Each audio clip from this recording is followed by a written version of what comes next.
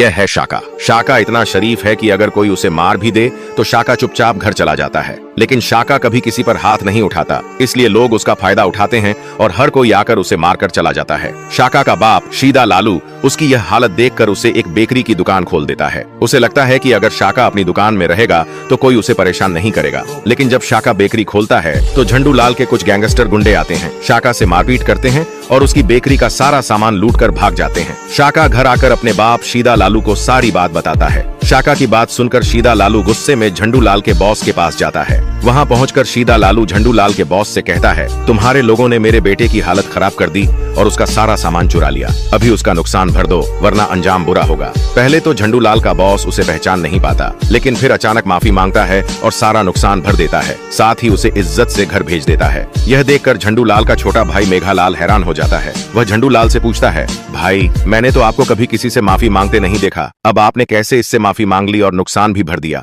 इस पर झंडू लाल कहता है, भाई तुम इसे नहीं जानते, यह पहले बहुत बड़ा डॉन हुआ करता था, इसका अपना गैंग था, लेकिन फिर इसने सब कुछ छोड़ दिया और गायब हो गया। आज 10 साल बाद यह यहाँ आया है, भूलकर भी इससे पंगा मत लेना अगर जान प्यारी है। अब सवाल यह है, शीदा लालू इतना बड़ा गैंगस्टर होते हुए भी उसने अपना गैंग क्यों छोड़ दिया था?